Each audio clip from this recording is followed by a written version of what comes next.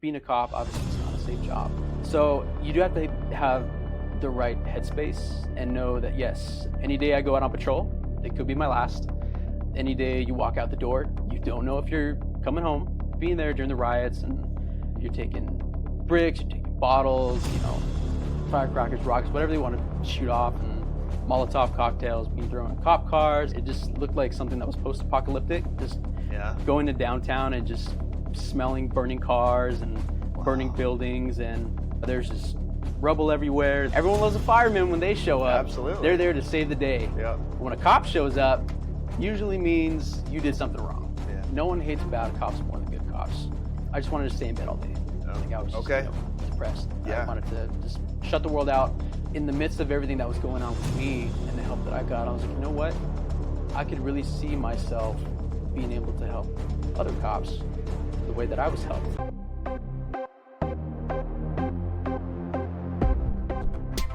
Welcome to the Superhuman Blueprint Podcast. Welcome, everybody, to the Superhuman Blueprint Podcast. I am your host, Drew Griesel from Primal Wellness Coaching. Today, I am joined here in the studio by my friend, Nick Lopez.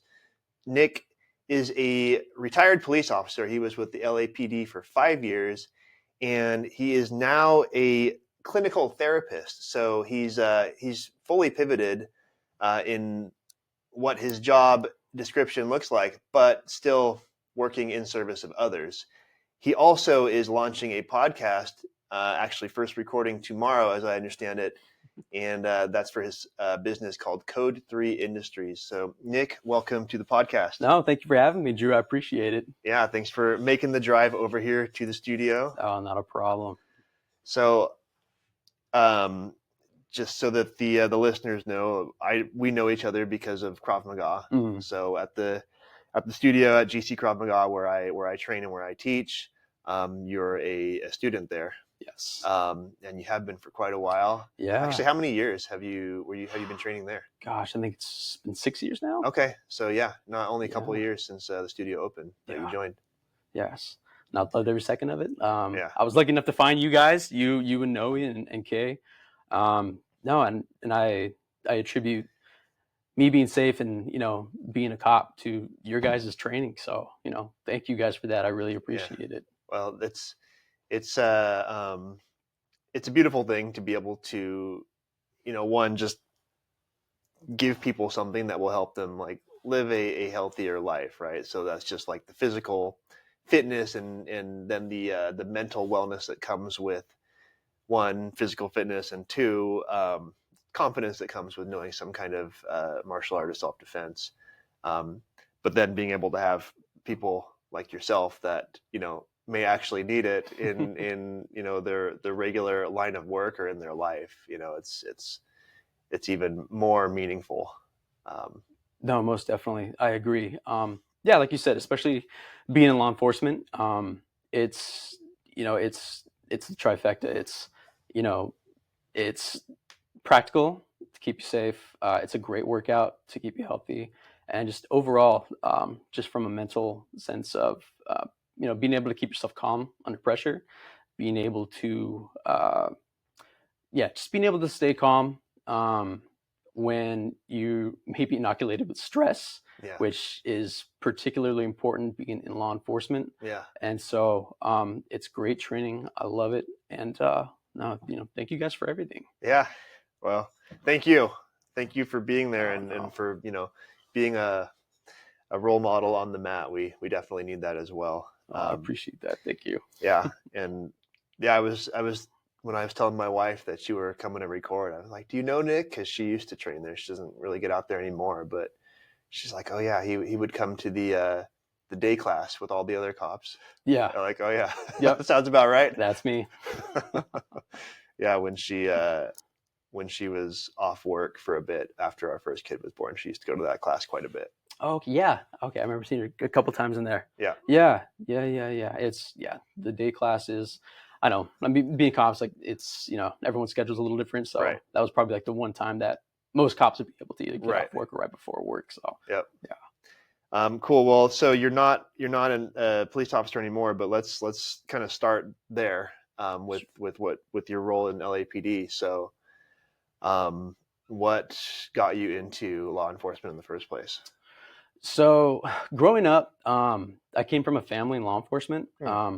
My dad's retired CHP, uncle's a correctional officer. My mom worked for the district attorney's office as a paralegal. So it's something that Okay. I grew up around. Got it.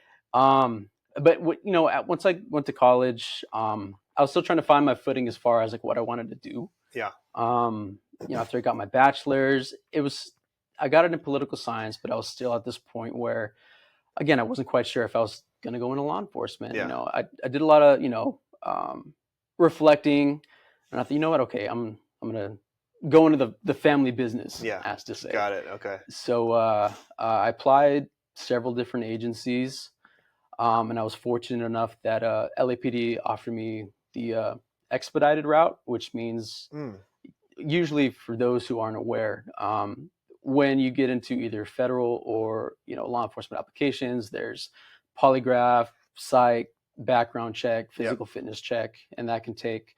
Everyone's a little different. It could be as quick as 6 months. It could be a year and a half, sometimes 2 years. Wow. It just depends. And so, I guess based on my track record, because I was pretty squeaky clean coming from law enforcement, so I didn't have a whole lot of background worth investigating.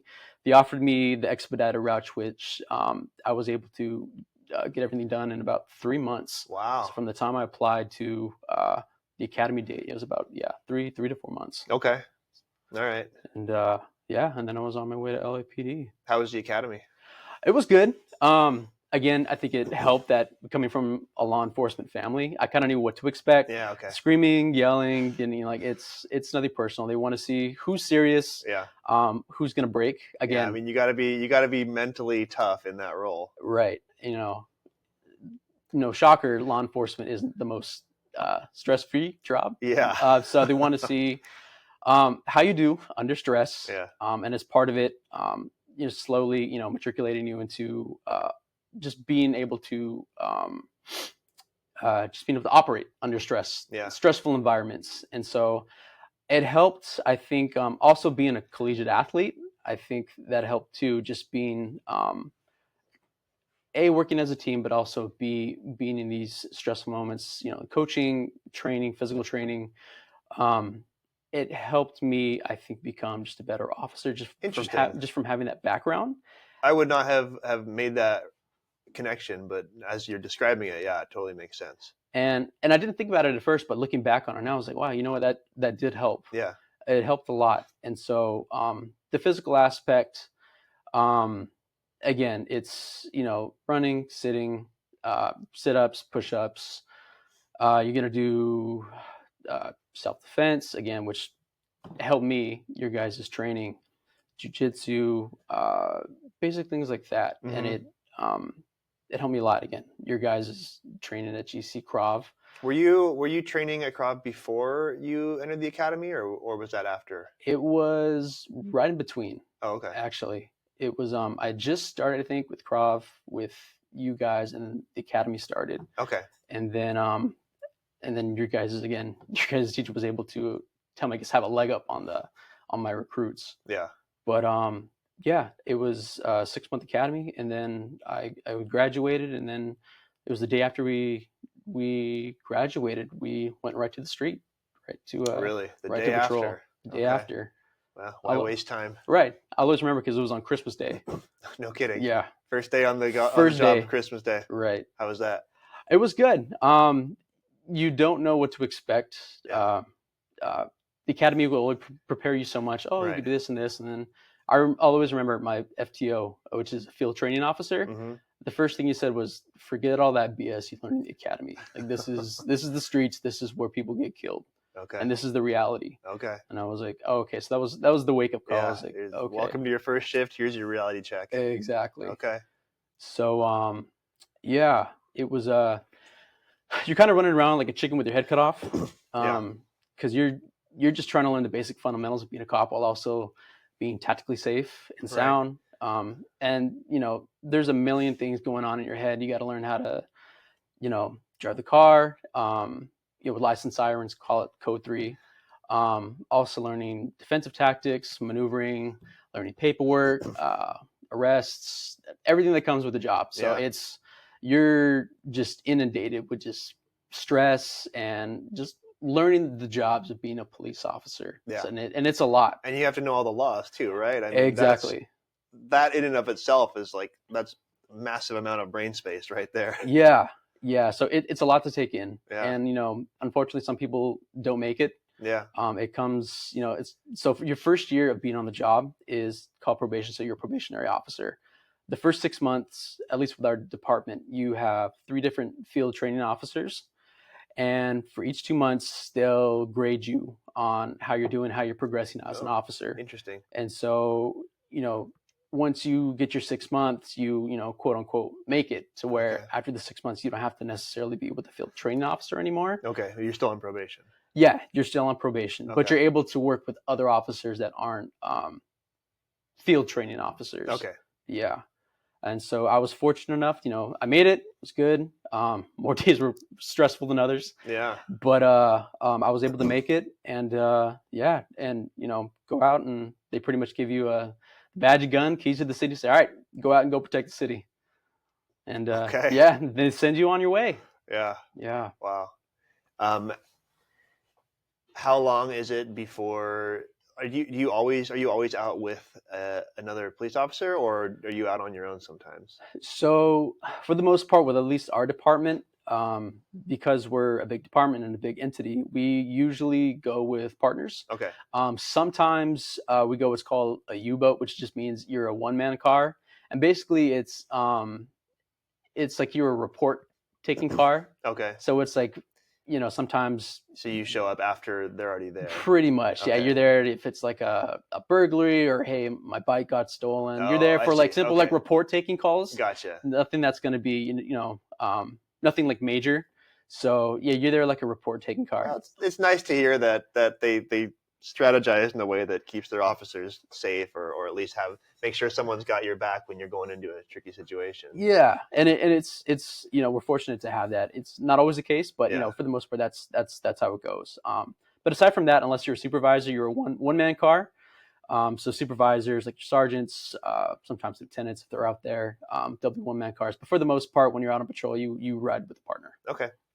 Well, hopefully you like your partner when you're doing that, because that's a lot of a lot of close quarter time together. Yeah, it's unfortunately sometimes you may work with someone who you're not maybe the most friendly with. Yeah. But you have to put that aside because you may not quote unquote like the person that you're riding with, but at the same time you both want to go home safe to your families, so that has to take precedence over you not maybe liking each other. Yeah. But it's a reality of the job. Yeah, and it's obviously you're focused now on mental health, which is amazing, because that's actually a lot of what I want to talk about from your time as a police officer. How is it going to work every day, knowing that your job may involve putting your life on the line for people that you don't know? Like, do you get to a point where that just becomes normal and you don't think about it, or is that something that you have to kind of like get in the right headspace for every single shift, or how does that work? Yeah, it's a really good question, Drew. It's when you sign the dotted line, like what you're signing up for. Yeah. It's not something you dwell on every day, because I think you just drive yourself crazy. Okay. And being a cop, obviously, it's not a safe job. So you do have to have the right headspace and know that yes, any day I go out on patrol, it could be my last. Any day you walk out the door, you don't know if you're coming home. Yeah. It is something that you do think about. I think any cop that says, "Oh no, I don't think about that," I think it's BS, because you do. You don't let it take over your mindset, because again, just drive yourself crazy. But it is something you take into account, and you live with the reality of it. And it's the job you signed up for. There's obviously a vast amount of danger that comes with it. Right. But again, I think it's something that you're there to serve something greater than yourself. Yeah. And it's being able to give back to the community, service to your community. And that's something that I think you try to keep in perspective when you're out on patrol, rather than focus on the aspects of, the dangers of, what may or may not happen, because it's just it's a harsh reality, but Yeah.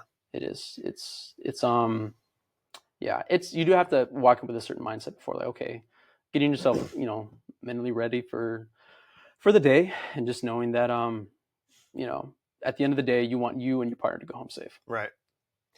So if my memory and math serves me correctly, you probably started right around or maybe just before the whole George Floyd and the fire of the whole Black Lives Matter movement. Like, is that right? Yeah, I was there. Worked patrol, so graduated in 2018, so did 2 years of patrol, and then 2020, that's when the Black Lives Matter, George Floyd riots happened. Also when everything happened, whole world shut down because of COVID. Right. So we were also dealing with that. Yep. I did serve during that, several nights going to downtown during the riots. I always remember it. It just looked like something that was post-apocalyptic. Just going to downtown and just smelling burning cars and burning buildings, and there's just rubble everywhere. There's cars on fire, cop cars on fire, being on riot squad lines, and Really? there's you're outnumbered like 1,000 to 1. Yeah. And it was very surreal, and it was it's something I'll definitely never forget. Yeah. And again, I think being a cop in California, especially in a large, metropolitan city like LA, that I guess some would say maybe not the most cop friendly to begin with. Right. And then after everything, the events that happened with George Floyd, and it just exacerbated everything. Right. And so now every cop in the U.S. is maybe kind of bearing the brunt of what happened in Minneapolis that day. Yeah. And so this, I guess, quote unquote, you want to say maybe hatred for law enforcement, it's extrapolated tenfold. Yeah. Hatred or maybe animosity. Right. Like maybe, I think a lot of people just don't understand, but they just see this thing that happened and they're like, right. Police officers have too much power and right. Exactly. And it was, it's unfortunate what happened. Yeah. And it's, it's definitely an event that I will never forget. And, even afterwards, after everything that happened, there was still these after effects, after the George Floyd riots, because there was still kind of a big war on cops afterwards. Yeah. And that's, and the riots is one thing, but that's kind of what I really wanted to get into was just the whole, like, all the time since then, right? Because, like, of course, immediately following the event, there was just a lot of, like, incendiary feelings towards law enforcement. But then once that died down, then it was like almost like this, just this festering mentality of dislike or animosity, as it was. Mm-hmm. And the role of the police officer didn't change through this, right? Your job is the same, but now the people that you're supposed to show up and serve by way of, making sure people are not speeding and making sure people that are assaulted or robbed, that they have a chance to tell their story, and that maybe there's an opportunity to find the person that did this, and that, people can't go out and, rob liquor stores and, all the things, like, not the big things, but just all the little things that you're trying to manage every day in service of the community. All of a sudden people stop looking at that and they look at, well, police officers are arrogant and they throw their power around. Right. Sure. So, and sure, I mean, I'm sure there are plenty of cops out there that need to be checked, but definitely. But that's the case with anybody, right? Right. you want to talk about people with power that abuse it, let's just talk about politicians. Yeah. Let's not talk about politicians. Yeah, we could do a whole entire separate episode on that. But yeah, it's just, so, I mean, like, I know you, right? I know, like, I can speak on behalf of law enforcement because I know a lot of police officers, but I know you, and I know that you are a really, really nice person. But I got to imagine that you got a lot of hate rained down on you in that time. Oh yeah, most definitely. Yeah, even before, I think, when the George Floyd riots happened, there was already kind of an animosity towards police, just I think in general. Right. And then, well, particularly when you're working in a community with a high crime rate, right? Because sure, you never know, like, who's the criminal and who's not. So the criminals inherently don't like police officers, or the people that grow up in communities where, you know, you're having to come in and you know, shut things down on a regular basis don't like police officers. Sure. Yeah. Sorry. Continue. No. You hit it right on the head. It's yeah, like, once, you know, after everything happened now, and obviously everyone has cameras now. There's phones everywhere. I could be going to a simple, you know, maybe someone who is a victim of a crime and they happen to be African American. Mm-hmm. Well, maybe people on the street, you know, they see a police officer next to an African American, and automatically they assume after George Floyd, oh, they're there to assault him, or they're there to, you know, they're doing something illegal to him just because he's a minority. Right. And then all of a sudden you have a swarm of people, sometimes hundreds of people, with cameras in your face saying, leave him alone, he's not doing anything wrong. When in reality, like, hey, this poor man's a victim, I'm trying to help him here. Wow. And people just automatically assume, oh, you know, you're there to be, you know. So in their mind, they're noble, right? They're coming to the defense of this poor minority being victimized by a police officer, when in reality, the context of the situation is they don't know what it is. Exactly. And, you know, a lot of people lack this context, and obviously it stirred up a lot of emotions, rightfully so. Yeah. And it's, it's something that I still think, you know, it's being felt today, and no one hates bad cops more than good cops. That is profound. And I think it's, you know, it's unfortunate that, you know, we're one of the few professions where, you know, it could be a cop in some small little podunk town in the middle of Alabama, just for example. Sure.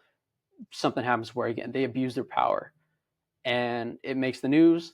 Then every single cop in the United States is treated the same as that cop. We're like, oh, if that happened there, every cop in the world must be the same. Yep. When in reality, it's not the case. Right. And it's, you know, it's unfortunate that, you know, it comes to that. But again, it's one of the harsh realities of the job that we all have to deal with. Right. And especially in the aftermath of George Floyd, that I think a lot of cops are still dealing with. Yeah. And, you know, you're being there during the riots, and, you know, you're taking bricks, you're taking bottles, you know, firecrackers, rockets, whatever they want to shoot off, and Molotov cocktails being thrown at cop cars. It's, you know, it was definitely a wild time, and it's, you know, yeah, it's something that I'll never forget. You tired of scrambling to throw together a healthy meal after a long day?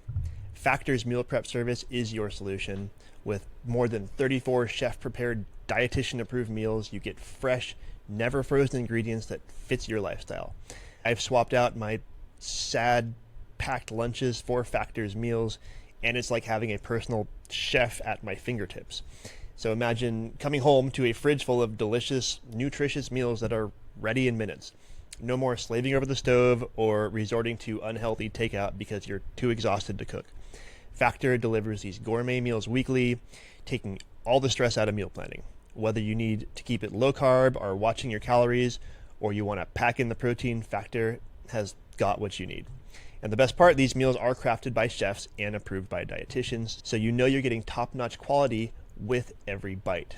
Seriously, stop wasting time and energy on meal prep. Factor has completely changed my routine. I've got more time for my workouts, my family, and myself. Don't settle for junk when you can have restaurant quality meals ready in minutes. Go to primalwellnesscoaching.com/factor, primalwellnesscoaching.com/factor, and get up to $150 off your first order. It is time to stop settling and start eating smart with Factor. Your body and your schedule will thank you. Upgrade your wellness with the Ringcon Smart Ring, the ultimate all-in-one health tracker that offers comprehensive metrics without the subscription fee. You know what I'm talking about. Track everything from your heart rate and blood oxygen levels to sleep quality and stress index. This ring even monitors your daily steps and workouts, giving you a complete picture of your overall well-being. One of the standout features of the Rincon Smart Ring for me is its ability to track sleep and movement. It understands your sleep patterns and can help you to optimize your rest, improve recovery, and enhance your overall health. The ring provides detailed insights into your sleep stages, helping you to identify disruptions and make better adjustments for better quality sleep. With improved sleep, as you know, you can then boost your energy levels, cognitive function, and your overall mood. So it is worth tracking your sleep, folks. The Rincon Smart Ring also excels in tracking your daily movement and workouts. So by monitoring your steps and your activity levels and your exercise routines, it helps you to stay active and to reach your fitness goals. And for those of you that care about this kind of thing, you can actually turn off Bluetooth on the ring, only activating it when you're ready to look at the real-time data in the app on your phone. This way you're not getting hammered with more wireless signals. So don't miss out on optimizing your wellness. Head over to primalwellnesscoaching.com/Rincon. That's RINGCONN, primalwellnesscoaching.com/Rincon, and get your Rincon Smart Ring today. No subscription, just pure health power on your finger. Yeah. So how were you able to show up for work every day knowing that like probably every day you're going to cross paths with people that just have this animosity towards you simply because of the uniform that you're wearing? It was hard. I'm not going to lie. Yeah. It was difficult.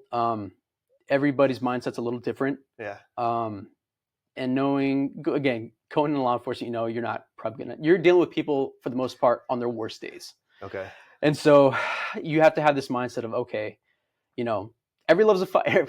I'm going to stereotype a little bit. Sure. Everyone loves a fireman when they show up. Absolutely. They're there to save the day. Yeah. When a cop shows up, usually means you did something wrong. Yeah. And usually means that, well, sometimes you got to get taken to jail. Yeah. Not everybody likes that. And so coming to work every day, especially in the aftermath of what occurred, it was hard. Knowing like just the vitriol of people and, just again, like you said, the animosity that was going to happen day in and day out, not even necessarily dealing with the riots, but just, a regular day, just a regular day on patrol. And Yep. it happened a lot. You're getting mother effed every single call. You're getting cussed out and spit at.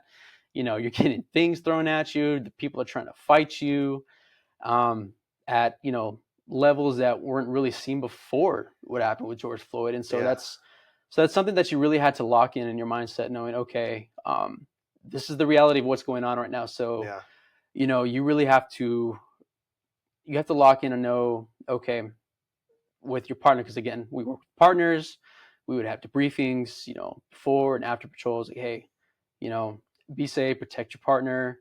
This is what's going on right now. This is just, again, it's the reality of, being a cop right now in America, and just having to deal with this mindset day in and day out of, going to radio calls, knowing you're probably going to get screamed out, cussed at, people hate you, taken to jail, do the paperwork, go back out, repeat the process day in and day out. And it does wear on you. Yeah. I mean, how do you go through these interactions and just like keep your cool when people are swearing at you, they're spitting at you, like when people are just so disrespectful? And how do you keep your composure, and two, like, how do you just keep your focus on the job at hand, right? Okay, my job is to, either take this person to jail, or my job is to like try to like get some kind of information so I can file a report, and people are just like full of hate. Right. And it's hard. It's difficult. I think at the end of the day, you're trying to get home safe and sound to, protect yourself and protect your partner. But again, it was hard. And again, I had a lot of, internal stuff that I dealt with in the job because of that. Yeah. And so at least when it was going on, what helped me a lot was, my girlfriend, now my fiance. Oh, congratulations, man. I didn't know that. Oh, thank you so much. No, I think she was a lifesaver. I mean that. With this job, I think it's crucial to have someone who's going to be there for you, you can talk to about anything and everything. Yeah. Doesn't have to be a spouse or a significant other, just someone who you can talk to and you can just unload everything.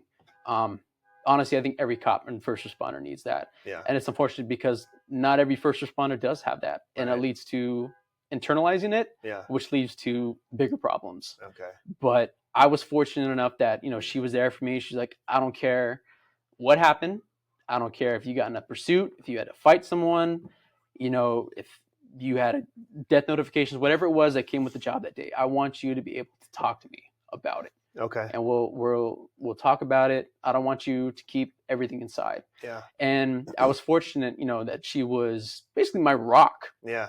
And being able to just talk about the job and everything that was going on, and being able to take off some of that, what was going on, eating me alive inside, and being able to talk to someone about it. And it was definitely a lifesaver. And I don't know where I'd be without her. Yeah. But that's why she's my fiance now. Yeah. Well, there's two sides to that, right? One side is her like being there for you and making that clear that's that she's going to fill that role, and then the other side of that is you actually being able to show up and open up and unload some of that baggage that you brought home from work, because even someone that has the person that's willing to share the baggage with them, I think a lot of people can't do that. They can't unload that baggage. You're right. Like they hold on to it. They're like, no, it's for me, or it's too much, or I don't want to bring that to this place. Right. No, you're incredibly right. And I think there's a reason why the stigma around mental health and first responders is so big. Yeah. Because, we're notorious for, no, I don't want to talk about it. Yeah. No, like even if, you have someone who is there for you, I think sometimes it comes down to a relatability factor. It's like, yes, you're there for me, but you don't know what I'm going through on patrol. Or you don't know what I'm going through dealing with these sick, twisted individuals, or these very traumatic and gory and chaotic crime scenes that I have to deal with. And it's just, I'd rather just keep it inside and, suck it up and just put it in the back of my mind and just go on without really addressing it. Yeah. And again, there's a reason why, statistics with first responders, there's such a high divorce rate, a suicide rate, and it just, it's unfortunate, but that's what I'm trying to do. I'm trying to, and it's just stuff that I dealt with too. And I want to be able to, help other first responders, anyone who's kind of going through something similar. Yeah. That's my goal with, Code 3 industries that I'm trying to build up, and being able to have other first responders talk about the realities of what's going on, and being able to help break the stigma. Yeah. So let's talk about it. So Code 3 Industries, you're launching a podcast. Sure. Like, are you doing other things with Code 3 Industries as well, or is it just a podcast in its current state? Right now it's podcasting. I have a shirt that just dropped about a month ago. I'll try to link it to you at some point. I'm going to get you a shirt. Oh yeah. But yeah, it's trying to get a mix of it. And again, it's everything that kind of happened after all the stuff that I dealt with as a cop, and, struggles with PTSD and things that I had to just go with the job. And afterwards I had to make this big decision of, do I want to continue doing this, or, in the midst of everything that was going on with me and the help that I got, I was like, you know what? I could really see myself being able to help other cops, the way that I was helped. And I thought, you know what? And it's, psychologists and therapists, there's a ton of great first responder therapists and psychologists that help first responders, but like 99% of them were never first responders themselves. And I thought, you know what? That could be my niche. Yeah. It's, you have the relatability. Exactly. And I think that's one of the biggest things with first responders and me cops, and being able to get them to open up about what's going on with them. It's that relatability factor. Yeah. Well, yeah. So, and that makes perfect sense. And I get it. Now, right. When Noah, who owns the Krav Maga studio, told me that you'd moved from active law enforcement to becoming a therapist, I was like, what? Cause I've never heard of that before. Yeah. Right. But now that you're saying it, it makes perfect sense. And usually people, they're like, okay, I'm going to stick with it, right? This is my career. This is my life. I'm going for that pension. Exactly. But you can do so much with that experience beyond just carrying forth in law enforcement, which is what you're doing, which is really cool. Thank you. And yeah, you're incredibly right. Because I was at the 5-year mark, and that's usually the mark where it's like, okay, if I keep doing this, now I'm building a retirement, I'm building a pension, I can't, there's guys that who maybe have, a couple of years or more on, they may want to do something else, but it's like, I'm locked in already. Yeah. Like if I go somewhere else or do something, I have to start all the way at the beginning, and I can't do that. Yeah. So I was kind of at that crucial point where it's like, well, I either do this or I don't. Yeah. So I had to make the big decision and leave law enforcement and, pursue being a therapist. Yeah. And so I made the decision, and again, it was something when I first made the decision, it was like, a lot of thoughts go in your head. Is it the right decision? Am I doing the right thing? It's not just a new job; it's a career change, right? Exactly. It's a significant career change. It is, and it was scary at first. I won't lie. And even like going back to school and being back in the classroom, which I missed. I always liked going to school. Did you? I'm the opposite. I always hated going to school. Really? Yeah. I got you. I don't know what it was. I like being in the classroom. I like learning. Yeah. But even then, I was still hesitant to tell people because, like on the first day of school, like, oh, okay, let's meet your new classmates. Like, right. What did you do? What did you do? What are you trying to get in this for? And I would tell them, I was a little hesitant telling them that I was in law enforcement, and because it's kind of still fresh from the George Floyd, the animosity. Yeah. I was like, I don't know how they're going to receive me. Are they just going to want to, do not want nothing to do with me? But right. I was very fortunate that my we call them a cohort when you're in grad school. It's like your classmates. Yeah. They were very welcoming and kind. They wanted to hear your story about what went on, and they were very, again, forthcoming and welcoming to me, and which amazing. It was a breath of fresh air, because honestly, I didn't know if it was going to happen. Right. Because again, after everything that happened, I lost a couple friends. Yeah, I'm sure you lost a couple of friends, and I'm sure anytime you told people what you did for your job outside of like wearing your uniform, that you were walking on eggshells. Like, how's this going to go? Right. And it's like, going from, you're patrolling all day and you're dealing with, again, people who don't like you. Yeah. You're coming home, you're turning on social media, turning on TV. Your cities are burning down. Everyone's telling you you're a horrible person for wearing a badge and gun. You're a Nazi, you're a bootlicker, you're all this stuff. And then just repeating the process day in and day out. And so, it was a breath of fresh air to, be able to be in a classroom, and B, being around others who were supportive of what I wanted to do. And I loved it. Making the transition from being a cop to a therapist, I calling it from handcuffs to cardigans. And I think I made the right decision. And what I'm doing now, I'm loving it. Yeah. It's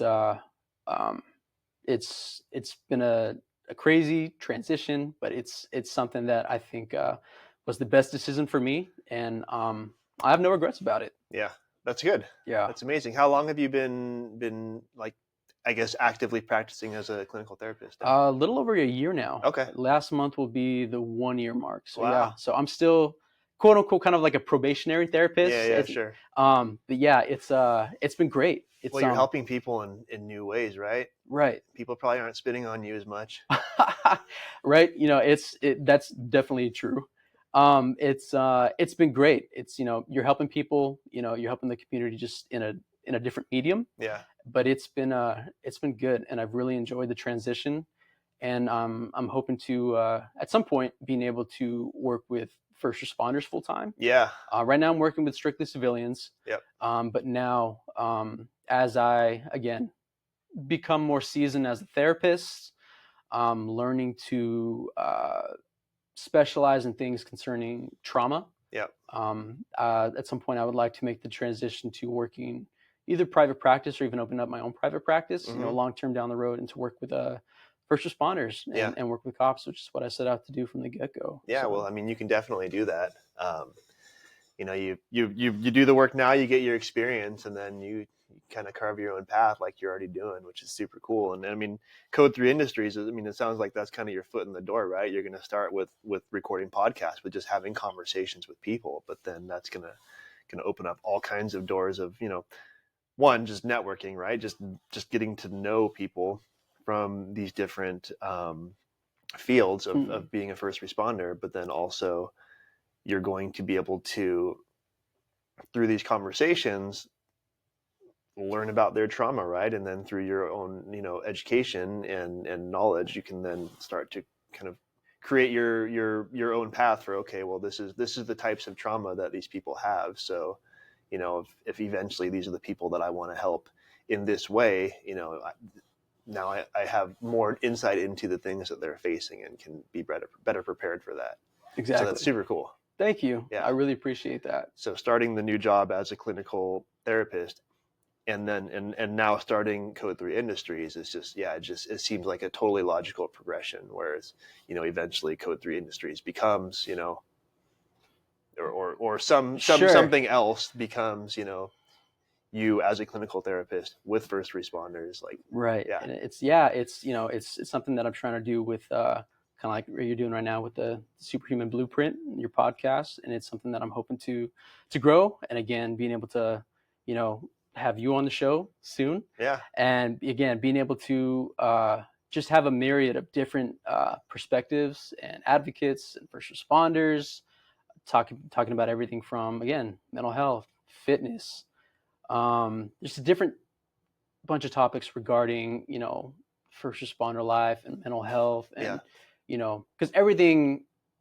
it all interconnects. Yeah. Oh, it totally does. It does. It's interesting. So my flagship wellness program, which I called the Superhuman Blueprint. So I named this podcast after that program.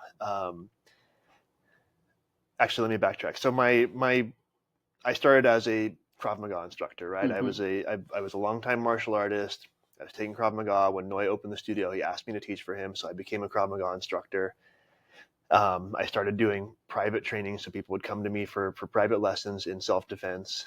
But then people started coming to me because they wanted private lessons in fitness, because there was always some kind of fitness component to our Krav Maga classes. And so they're like, oh, Drew knows about fitness. So once people started doing that, I'm like, okay, let me get certified. So I got certified as a fitness instructor, as a nutrition coach. But then people coming to me for fitness, generally it's because they want some kind of body composition change, right? I want to lose weight, or I want to build muscle.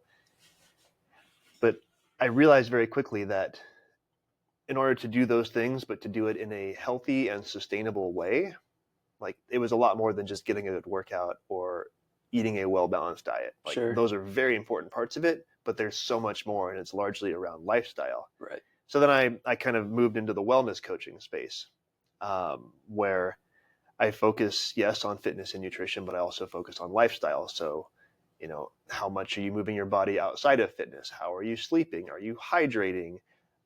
Do you have certain mental health practices that you engage in? There's all these different things, which in culmination became my program, the Superhuman Blueprint. But what was interesting to me as I was creating this program was how much crossover there is between the things that you can do for physical health and the things that you do for mental health. Right. Like, exercise is, people think of, I'm doing this because I want to, have a strong body or burn calories. Mm-hmm. But there are so many mental health benefits to exercise, right? Hydration. People are, I'm going to hydrate because my body needs water, and, that's how all my organs function. And I get, lethargic if I don't drink water. There are so many mental health benefits to being properly hydrated that people just don't know about. Right. Having a proper diet, a non-inflammatory diet, mental health benefits, doing things like we were talking about, getting you in my cold plunge over here. Like, people know, okay, cold plunging, cold water immersion is great for muscle recovery and soreness. Well, there are also numerous mental health benefits to cold plunging. Sunlight, mental health benefits, all these things, mental health benefits. And that was never my focus. But once I shifted my focus to wellness, I realized how much mental health was a part of that. Right. Which is amazing. So kind of like what you're saying, just like the physical health and the mental health and all these things are very much interrelated. Oh, most definitely. It's, and it's awesome to hear that it just kind of, you start off with, thinking about it, or putting this program in one way, and it just kind of blooms and develops into, like, there's so many other attributes that come into this, and what we call quote unquote wellness. And there's so many, like you said, there's so many things that go along, like these benefits and attributes to what you think is just simply like a physical wellness, when come to find out, there's so many other things that go into you being quote unquote physical. And it's and being able to see that be develop, and being able to see all these other different perspectives. It's great that you're able to, I guess, build on top of it, Right. and just being able to, become that much better as, as like, being a trainer, and being able just to see, just being able to see like this wealth of knowledge that comes with it. Right. Yeah, I have a friend, Dr. Eileen Fullchange, who Mhm. is a psychologist. She was one of my first guests on this show, and what was really fun about my conversation with her is so she's a psychologist, and her formal education is just in your standard psychology, your standard approach to psychology and psychological treatment. Mhm. But through her own interests and her own discovery and her own, I guess, just work with people and just kind of figuring out how to approach mental health treatment, Mhm. she's just naturally moved into a more holistic approach where, yes, she does your traditional like psychologist treatments, talk therapy, all that type of stuff, but she also uses things like yoga Mhm. and breath work and something called a somatic experience, Mhm. where you're very much in tune with your physical body, but all of these things have like measurable connections to your mental state, which is really quite interesting. It is. It is. Like you said, there's so many benefits, not, just not physically, regarding, you know, finding something like like with me, Krav, jiu-jitsu, things like that. Yeah. Yes, it's great, physically. It's great for your body. Things like that, just like physical exercise. It helped me mentally Yeah. too, because like when I was going through everything that I was going through, I just wanted to stay in bed all day. Like I was just, Okay. depressed. Yeah. I wanted to just shut the world out. Things that I enjoyed, I didn't want to do anymore. I didn't want to work out. I didn't want to, I just wanted to shut the whole world. I don't watch TV. I didn't want to go outside. I didn't want to be around people. Yeah. That's But really sad, it is. And it was, because that was probably pretty common. yeah, It probably still is pretty common. it is. It is. It's very unfortunate. But what I loved about, GC Krav, and not just GC Krav, but just, being physically fit, there is a level of mental alertness and being able to find this zone of being locked in, Yeah. this focus that you really, at least I haven't been able to find, outside of that. Okay. And Yeah. I just noticed a difference whenever I would work out, whether it be a Krav or just lifting weights or anything like that. I just felt mentally alert on a different level. Okay. If I didn't, as far as like if I didn't do that. And then I started to, after everything that was going on and I did therapy, I started going to hot yoga, Bikram yoga.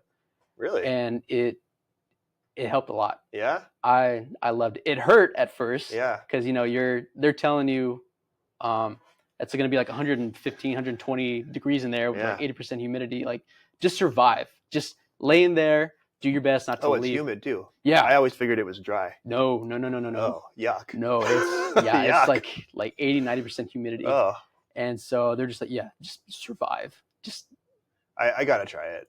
you have to. And actually, my wife goes to it's like hot yoga, but like with weights and like working out. Oh my gosh. Like call it core power. I forget, but it's something where it's hot. But yeah, they're doing a yoga pose, and then they're like doing some burpees, and they're doing a yoga pose, and then doing something with dumbbells. Oh my gosh, that's extreme. Yeah. But then again, it's great because after you're doing it, like, and again, it's like anything else when you're trying something new, or you're working out for the first time, and either the first time ever or like in months, you're like, okay, like the first day it feels like this is gonna suck. Yeah. Which it kind of does. Yeah. And again, which is why they say just survive. Right. They tell you hydrate for like 2 or 3 days before you even come in, like really hydrate. Okay. And the first day you're wiped, you're exhausted. Yeah. But honestly, by the next day, I don't know what it was, just mentally and physically, I felt so much better. Yeah. Yes. I don't know if it was a detoxification thing.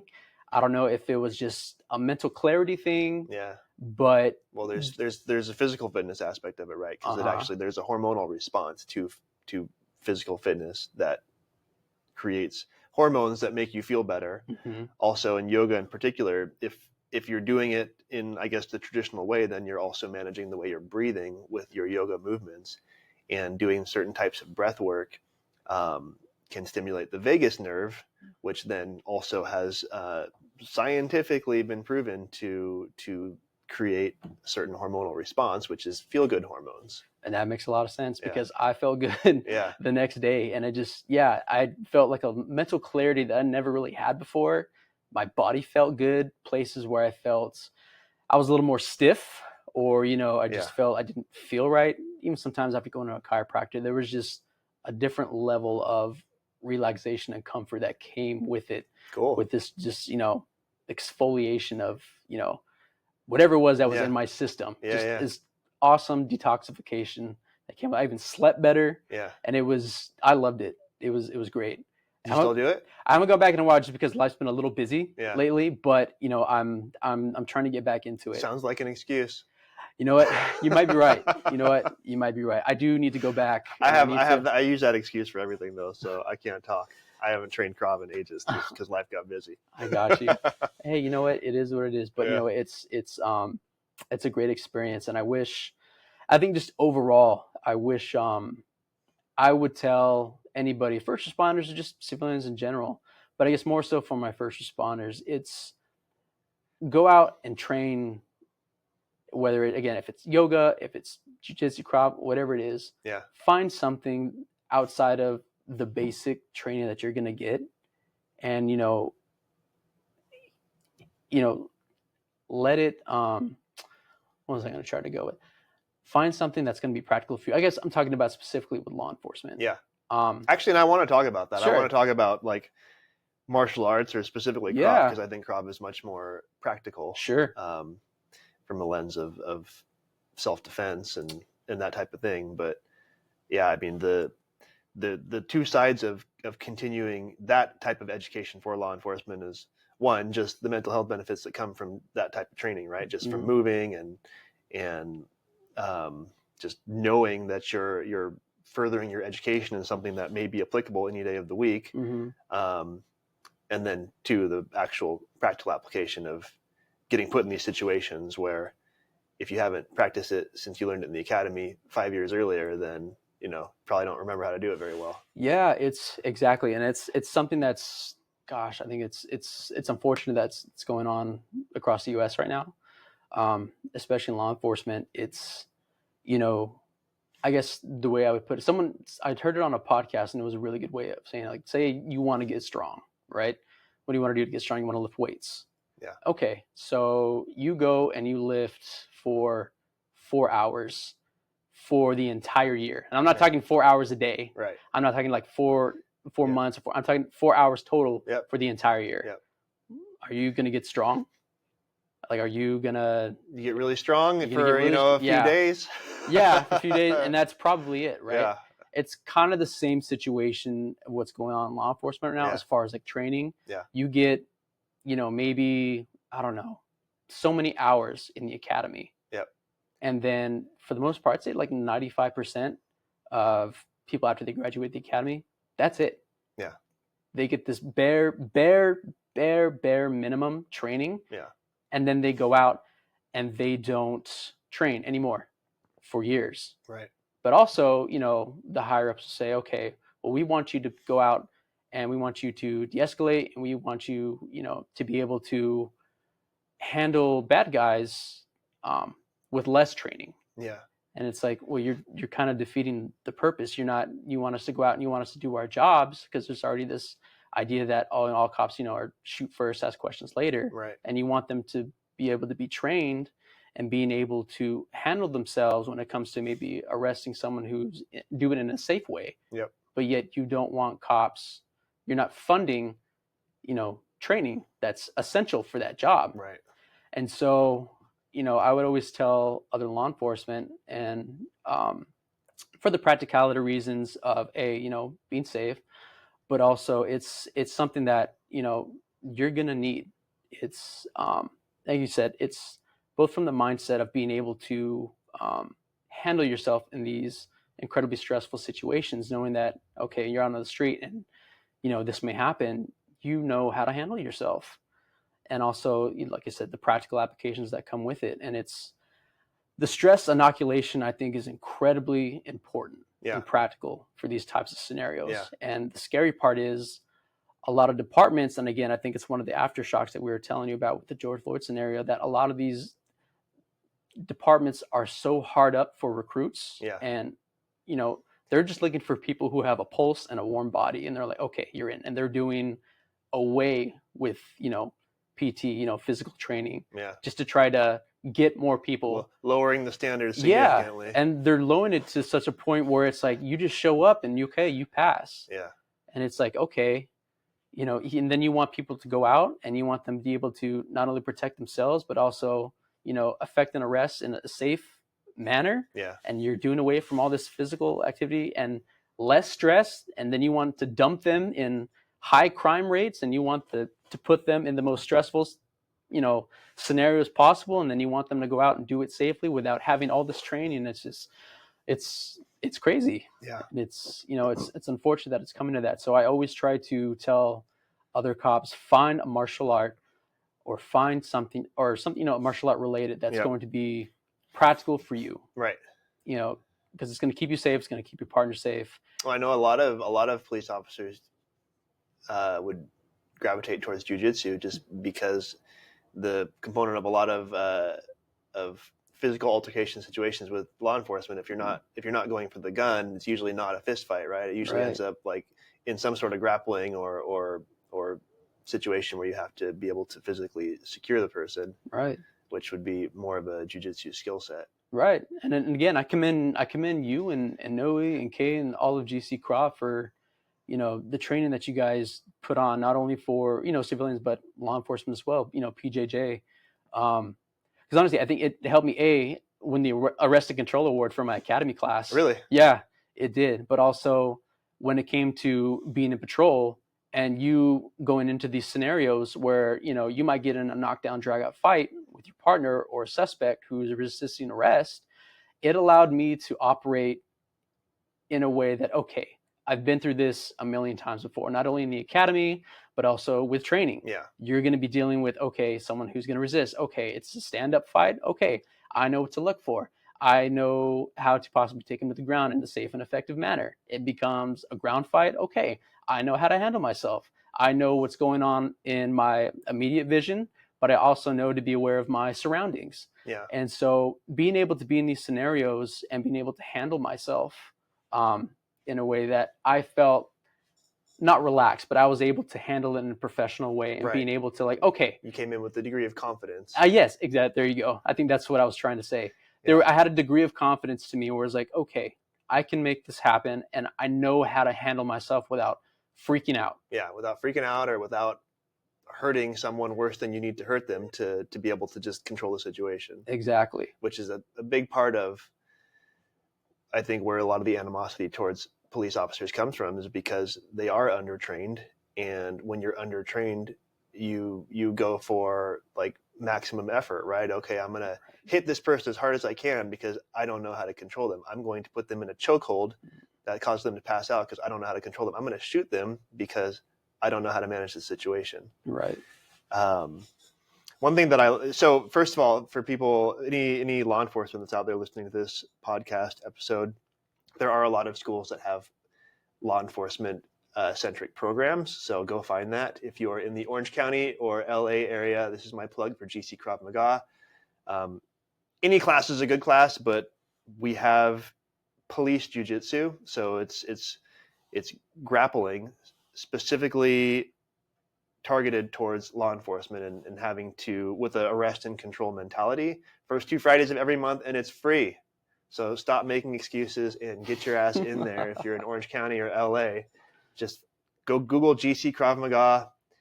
What time is it? 9 o'clock, 9:30? 8:30. 8:30 a.m. First 2 Fridays of every month. It's free for all active law enforcement. So just show up. But yeah, and for me, that was one of the biggest surprises and most rewarding things for myself as an instructor there was I'm not a police officer. I've never been a police officer. I've never had to arrest and control or do anything close to what a police officer does. But I have knowledge, right? I have a skill set from years and years of training, and a lot of my training is under people that have been in law enforcement or military and have had to try these techniques for practical application and really see if they work. So I have repetitions of this training in that I can at least pass on. So when I started to teach and discovered that so many of my students were in law enforcement, for me, it just became that much more meaningful that I could learn a skill and pass it on to someone else. Like, even if I'm not using it, that I can learn it so that I can give it to someone that will use it, and it will hopefully make their life better. Mm-hmm. Right. And of course that applies to civilians. Anyone that might be assaulted, of course this applies to, but the probability of use is much higher with law enforcement. No, you're incredibly right. And what I really like about your guys' training is, and I promise you, I'm not, this isn't like, I'm not getting paid to talk about this. Like, this is, I'm being here's some money for you. I know, I'm being really real. It's like, you guys, what I really liked about your guys' training too, and especially when it comes to PJJ, police jiu-jitsu, is, sometimes, one of the officers will come in with, okay, hey, this happened in this such and such scenario. And we're like, okay, well, let's troubleshoot it. Yeah. And then you go on and, we work with both in gi, without gi. You work with your Sam Brown, which is, for those who don't know what a Sam Brown is, it's, your tool belt that a police officer wears. You train with it, you train without it, and then we will troubleshoot the scenario about what happened. Okay, well, let's see if we do this. Okay, what does this work? Yeah. Because I think a lot of people don't understand that sometimes tactics that are trained, or maybe certain moves or things that are trained, can differentiate with the Sam Brown and different variables that come with being a police officer. If you're grappling with weapons strapped to your midsection, it changes the dynamic significally. It totally, not to mention just the bulk of everything that you're wearing. Right. And it totally does.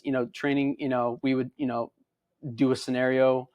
We would train with it, like, okay, well, let's do it now with the Sam Brown. And certain things that work without the Sam Brown just flat out didn't work. Yeah, if you're sliding around in a rash guard, it's a hell of a lot different than wearing a Kevlar vest and your tool belt. Right, and exactly. And it's these little variables that can mean the difference between life and death. Yeah. And I loved you guys, the fact that you guys don't have this ego. We're like, oh, well, this is the way we do it. We're not going to train anywhere else because this is what we teach. Right. And you guys aren't like that at all, which is a breath of fresh air. Because I know sometimes some schools aren't like that. Yeah, there's a purist mentality, like, this is the curriculum, so this is what we teach. Right. Noi, and and GC Krav Maga is a reflection of Noi, right? And Noi is very much about practicality, open mind, and, like you said, troubleshooting, even outside of law enforcement. Just like with our curriculum, just for civilians, what works for me as a 185 pound 6'1" guy may not work for a 5'3", 110 pound woman. Yeah. So we might teach one technique for this thing, right? Like a gun disarm or whatever, but we may have to accommodate for different approaches. And we may teach it this way, but anyone that says, well, I don't think that'll work for me, it's not like, okay, well, that's the way we do it, so just do it that way. It's like, okay, well, let's troubleshoot. Right. How does it work for you? Let's figure this out. Right. I don't have all the answers. I'm not a 5'3", 110 pound woman, but I can help you figure it out. Right. And it's been and it's great, and it's awesome training. And again, I really do credit your guys' training to help keeping me safe, help keeping my partner safe, and allow me to go home at night. So thank you guys. Yeah, absolutely. The show notes for today's episode, folks, will be at the Superhuman Blueprint Podcast.com, and I'll give you a direct link to Code 3 Industries on there as well. So just go to the Superhuman Blueprint Podcast.com, and I will link to Nick's Instagram. And if by the time we publish this episode, if the YouTube page is set up, then we'll link to that as well. Cool. Yeah. Thank you. I appreciate it. Nick, it's been a pleasure, man. Thank you. Thanks for being here. I appreciate you. I appreciate everything that you've done, everything you're doing now, and everything that you're working towards. It's amazing. No, likewise. It's, I'm honored to be here. Happy to be here, and hopefully have you on as a guest soon. Yeah, I'd love to. Thank you. Thank you. Awesome.